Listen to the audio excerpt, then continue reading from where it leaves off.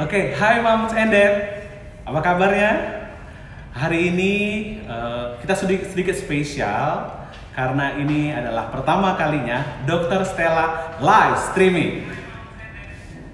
Ya, Mom and Dad mungkin sudah bertanya-tanya kok selama ini Dr. Stella nggak muncul lagi, kenapa ya? Gitu. Ya, ini mungkin karena kita lagi fase pandemi. Jadi kegiatan kita memang agak sedikit padat, belum lagi juga pasien-pasien yang akan datang juga mengalami perubahan-perubahan. Jadi hari ini kita akan menyampaikan topik tentang kapan membawa anak ke dokter dalam masa pandemik saat ini. Karena hari ini edisi spesial, hari ini saya kedatangan narasumber yang sangat-sangat spesial. Salah satu dokter yang paling dicari kalau Moms and Dad datang ke Stella Maris. Dia adalah Dr. Johannes Wibisono, spesialis anak. Dr. Johannes akan membawakan materi kapan membawa anak ke dokter dalam masa pandemik saat ini. Oke, sebentar lagi Moms and Dad bisa mendengar materinya. Tapi sebelumnya Moms and Dad boleh melayangkan pertanyaan-pertanyaan atau komentar terhadap kita supaya kita nanti bisa bertanya kepada Dr. Johannes. Ya, ada di kolom komen, boleh ketik pertanyaan apa yang mau disampaikan. Oke, jelas Mom and Dad? Oke, kepada Dr. Johannes, waktu dan tempat kami persilahkan.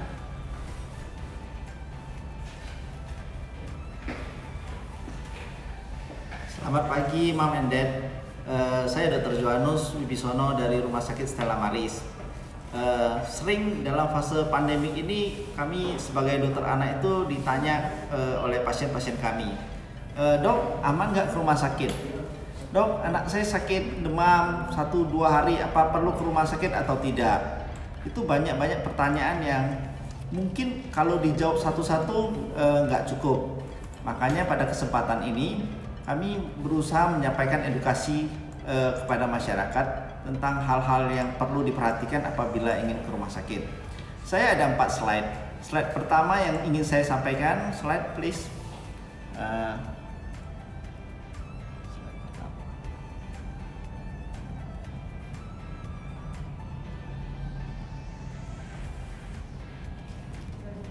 Jadi ada 3 hal yang kita ingin perhatikan.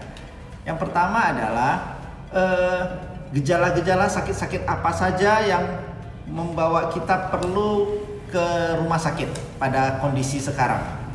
Kalau batuk 1 hari perlu nggak ke rumah sakit? Kalau bersin perlu nggak ke rumah sakit? Kalau mimisan perlu nggak ke rumah sakit? Nah, itu hal-hal yang nanti akan saya sampaikan. Terus yang kedua, kalau mau ke rumah sakit mana yang harus kita datangin? Atau fasilitas kesehatan mana yang kita harus datangin. Terus yang ketiga, kalau mau ke rumah sakit sekarang apa aja yang mesti dibawa?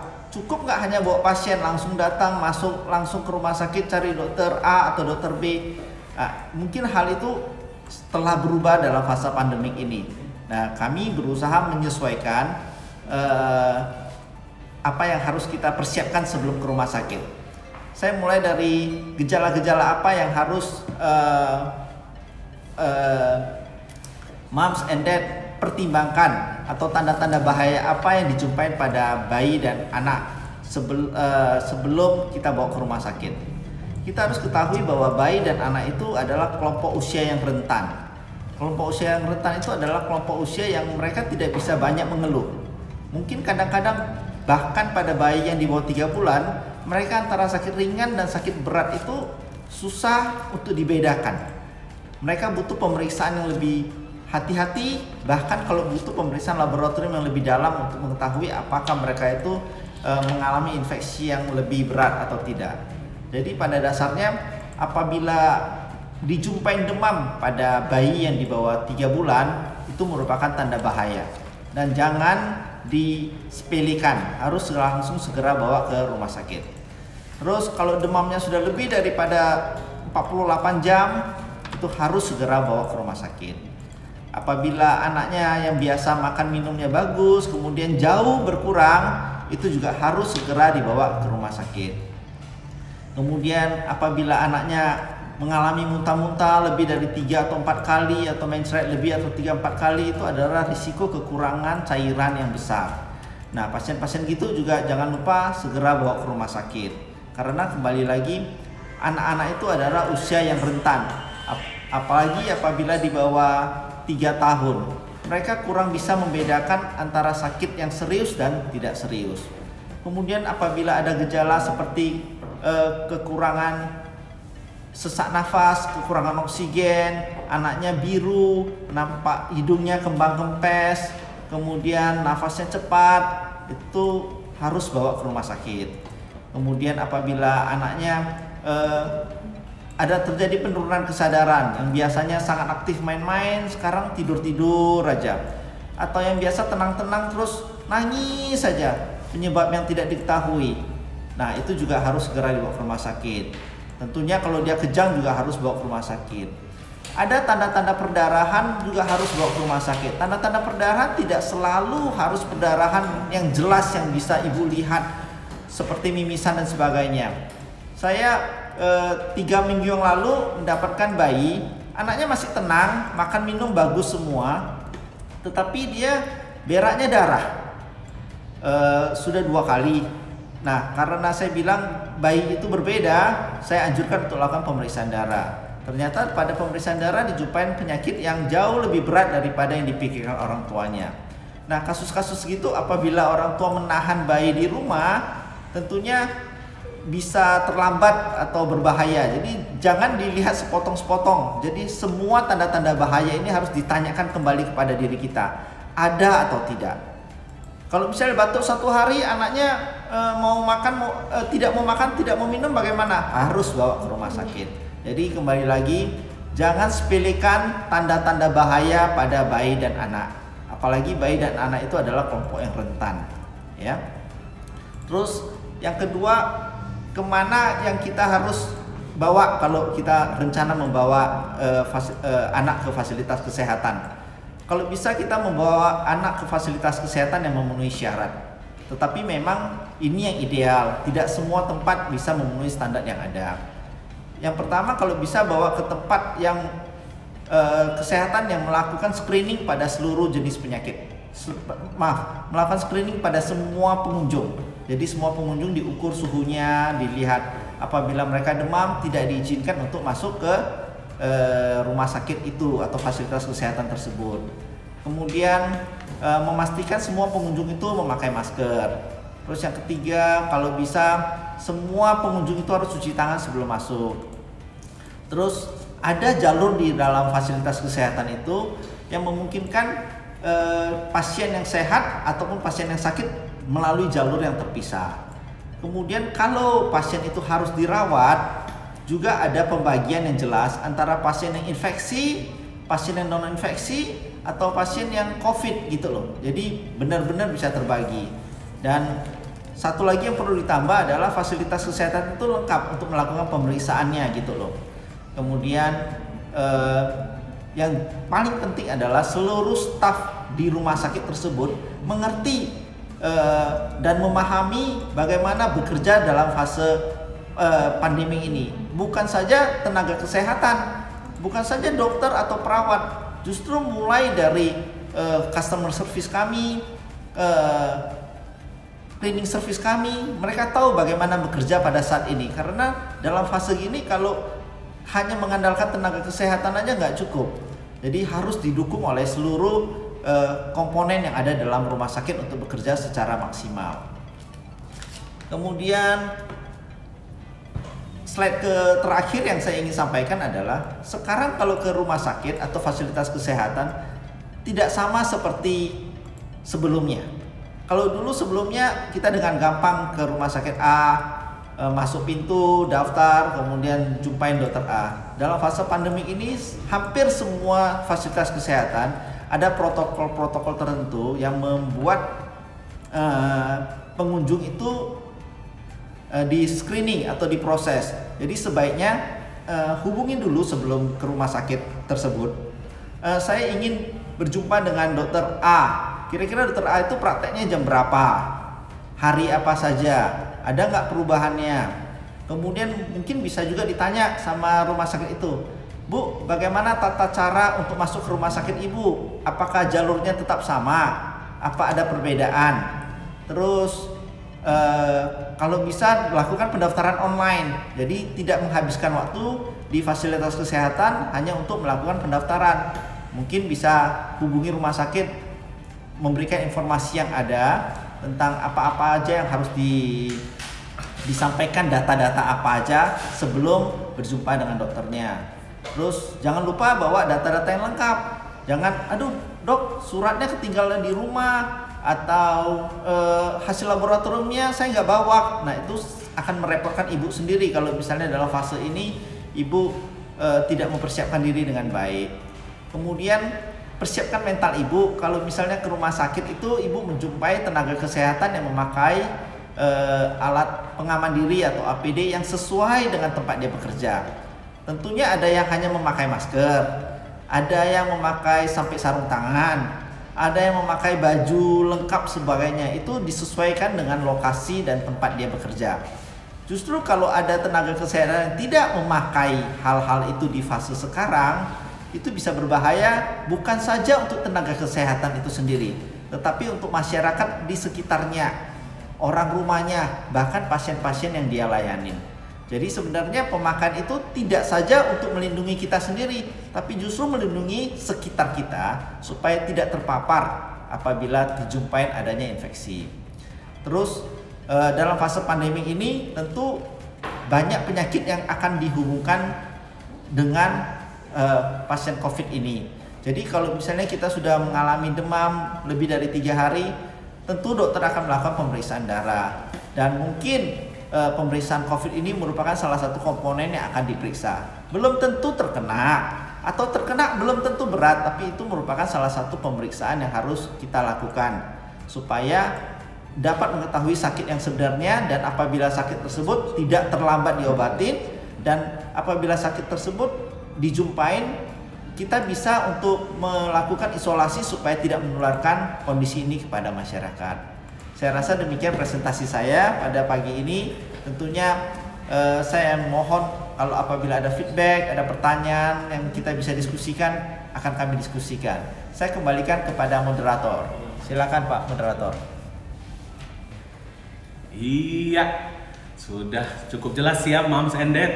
Dr. Johannes menjelaskan panjang lebar tentang step by step kapan harus ke rumah sakit di saat pandemi.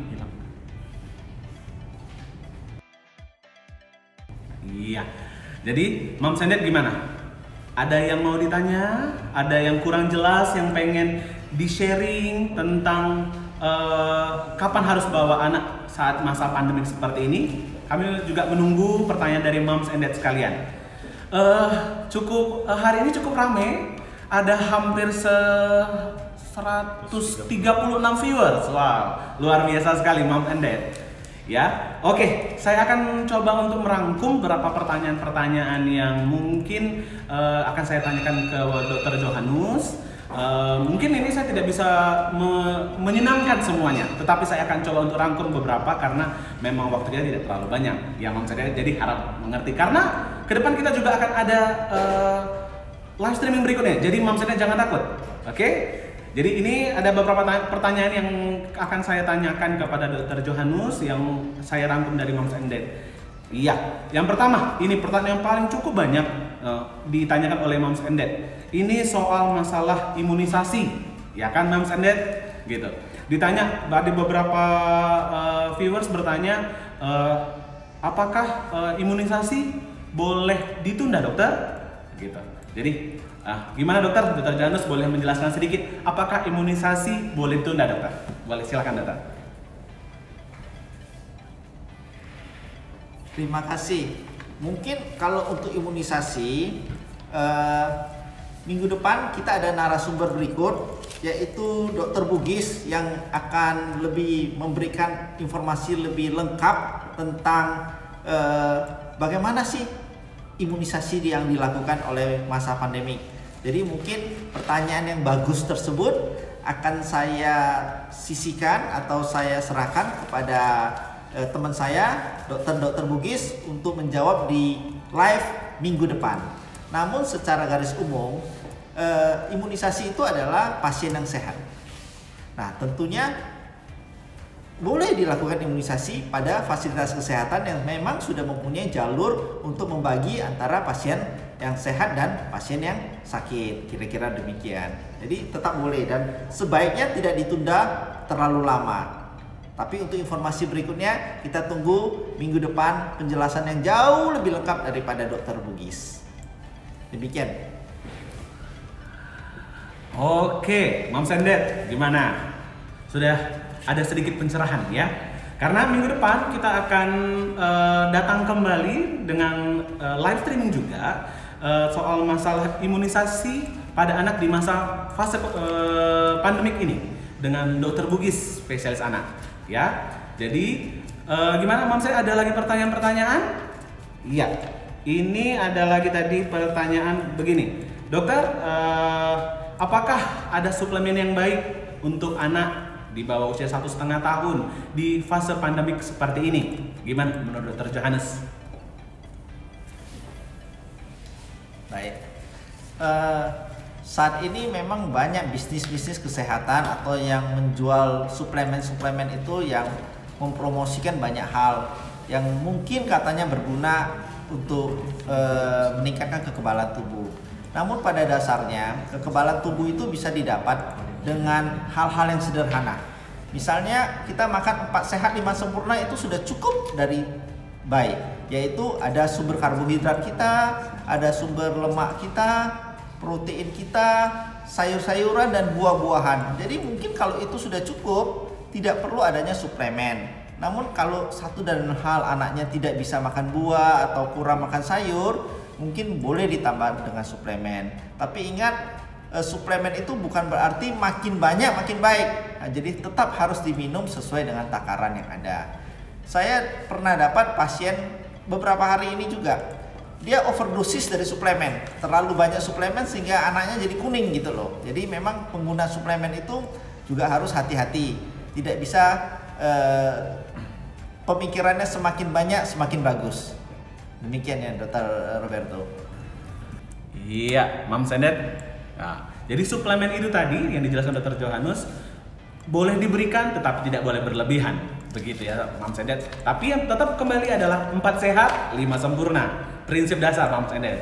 Oke, ada pertanyaan juga. Ini ditanyakan seperti ini. Dok, anak saya bayi usia 10 bulan mengalami menguning gitu. Itu boleh jelaskan dok, apa sih sebenarnya penyebabnya? Apa-apa saja yang bisa menyebabkan bayi di bawah usia 10 bulan mengalami kuning gitu dok. Pada Dr. Johannes silakan dokter. Nah, kalau bayi usia 10 bulan mengalami kuning, itu merupakan hal-hal yang harus segera dibawa ke rumah sakit untuk melakukan pemeriksaan lebih lanjut. Banyak penyebabnya, bisa ada kelainan hati, bisa kelebihan vitamin A, bisa ada kelainan yang lain-lain yang mungkin harus dilakukan pemeriksaan, atau infeksi berat juga kadang-kadang bisa menimbulkan hal itu. Itu adalah suatu tanda-tanda yang tidak bisa hanya dilakukan melalui konsultasi telemedicine. Itu harus dilakukan pemeriksaan lebih lengkap dan pemeriksaan laboratorium. Jadi mungkin anak ibu itu harus segera dibawa untuk dilakukan pemeriksaan lebih lanjut. Jangan ditunggu lagi. Jangan sampai makin berat baru terlambat gitu loh, ya. Oh begitu ya dokter, berarti intinya kalau memang Moms and Dad ada mengalami sesuatu, berarti boleh membawa anaknya untuk melakukan pemeriksaan karena penyebabnya bisa sangat panjang, ya kan Moms and Dad? Jadi perlu ada pemeriksaan tambahan yang dilakukan untuk mengetahui penyebabnya, ya Moms and Dad. Oke, ini juga ada lagi, kayaknya banyak banget pertanyaan kita hari ini. Kayaknya Moms and Dad sangat-sangat bersemangat di pagi hari yang cerah ini ya. Oke, ini ada pertanyaan yang cukup banyak dipertanyakan oleh para viewers di sini. Kalau anak sakit, gitu, dok bisa nggak dokter Stella datang ke rumah kami, gitu? Karena kami takut ke rumah sakit. Gimana dokter? Menurut dokter? Oke, jadi kita melakukan pelayanan kesehatan sebenarnya tidak saja cukup hanya ingin membantu orang atau melayani orang. Tentunya kita harus juga melihat apakah secara hukum boleh atau tidak. Nah, pelayanan kesehatan home care ini sementara masih digodok. Ada beberapa pihak yang menyatakan bahwa ini walaupun maksudnya baik, namun kurang sesuai dengan hukum. Namun ada beberapa pakar hukum yang menyatakan bahwa ini diperbolehkan apalagi dalam keadaan pandemi ini dengan tujuan yang baik. Jadi sebagai suatu institusi tentu kita harus hati-hati menyikapin hal ini. Bagaimana proses dan tata laksananya. Tapi Rumah Sakit Stella Maris ini sudah berusaha untuk mengikuti peraturan yang ada, dan kita tetap akan melakukan inovasi apabila memungkinkan. Pelayanan itu mungkin akan dilakukan segera mungkin selama tidak melanggar hukum yang ada. Jadi kadang-kadang kita melakukan sesuatu itu harus melihat, jangan kita maksudnya baik dan ternyata dampaknya bisa kurang baik begitu. Jadi hal yang baik itu harus dilakukan dengan cara yang benar, tidak cukup hanya kemauan yang benar saja gitu loh. Caranya juga harus benar. Terima kasih. Iya, Moms and Dad, luar biasa kan? Oke, ini masih banyak lagi pertanyaan kita ini. Oke. Karena memang waktu kita juga tidak terlalu cukup banyak gitu. Ini ada yang pertanyaan yang mungkin sangat sering dipertanyakan di para Moms and Dad. Begini, Dok, apakah yang kita dengar kabar bahwa Rumah Sakit Stella Maris menjadi rujukan COVID? Apakah itu benar? Dan gimana kalau kami ada pasien yang dengan COVID? Apakah dirawat bersama dengan pasien COVID atau yang pasien biasa? Itu kami minta penjelasan dari Dr. Johannes. Ya, silakan Dokter. Baik. Terima kasih atas pertanyaan yang bagus.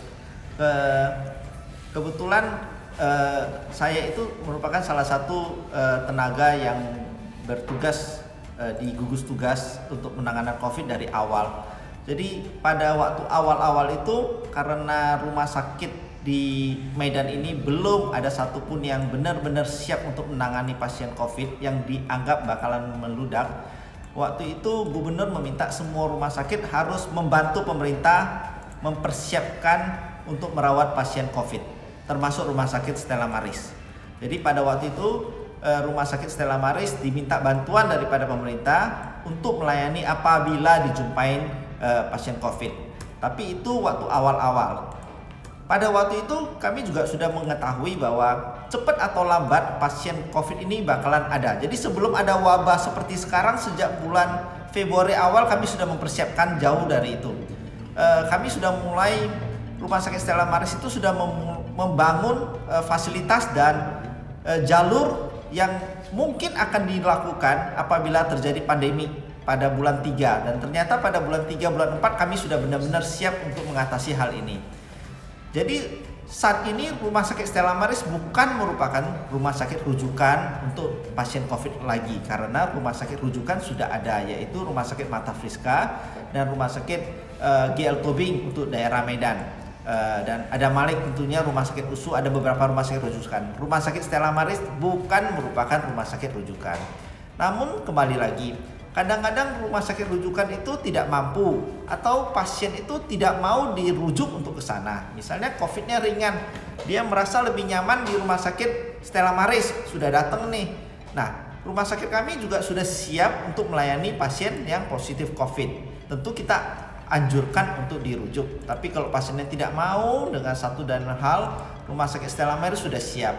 Rumah Sakit Stella Maris mempunyai bangunan terpisah dari gedung utama untuk merawat khusus pasien COVID itu. Jadi semua pasien yang COVID kami akan rawat di ruang khusus dan tenaga kesehatan khusus yang merawat itu. Dan tenaga kesehatan sudah mengerti sangat pasti bagaimana prosedur untuk menangani pasien COVID dan supaya dia tidak mencemarin teman-teman yang lain gitu loh. Jadi saya pikir itu terobosan yang baik dari Rumah Sakit Stella Maris sudah mempersiapkan hal ini jauh sebelum terjadi wabah yang saat ini ada. Jadi kita siap untuk merawat apabila dibutuhkan. Oke, Moms and Dad, sudah jelas kan? Jadi Rumah Sakit Stella Maris siap untuk bersama-sama dengan pemerintah untuk menangani COVID-19 karena ada gedung terpisah, tenaga kesehatan terpisah, jadi sehingga aman untuk para Moms and Dad sekalian. Jadi Moms and Dad sudah bisa tahu gimana caranya datang ke rumah sakit, gimana prosedur yang harus dilewati ke rumah sakit. Ya Moms and Dad, Mom Dad, kayaknya waktu kita tidak terlalu banyak lagi. Jadi mungkin sedikit informasi yang bisa saya sampaikan. Minggu depan kita akan live streaming juga mengenai soal imunisasi. Imunisasi pada anak di masa COVID-19, pada masa pandemik. Dibawakan oleh Dr. Bugis, spesialis anak. Jadi Moms and Dad bisa ikuti kita minggu depan kembali. Oke? Tadi juga ada pertanyaan, gimana dengan dokter-dokter yang lain? Nah, untuk masalah dokter-dokter yang lain, Moms and Dad boleh tunggu saja. Karena pasti akan ada dokter-dokter lainnya yang akan mengisi live streaming kita. Oke? Jadi Moms and Dad selalu pantengin Instagram kami, pantengin live streaming kami, karena akan banyak informasi-informasi yang berguna untuk Moms and Dad sekalian. Oke? Sekian. Berarti ada kesimpulan dokter? Boleh. Oke. Ada satu kesimpulan yang akan dokter sampaikan. Moms and Dad boleh catat, boleh tulis, atau untuk menjadi pegangan bagi Moms and Dad. Ini dokter, kesimpulan dok. Baik, jadi saya ingin menyampaikan sedikit kesimpulan bahwa walaupun dalam keadaan pandemi ini kita harus tetap menjaga kesehatan yang ada dan harus memikirkan hal-hal di luar COVID ini.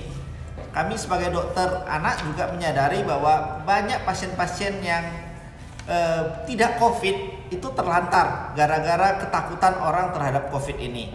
Jadi itu juga harus diperhatikan dengan baik.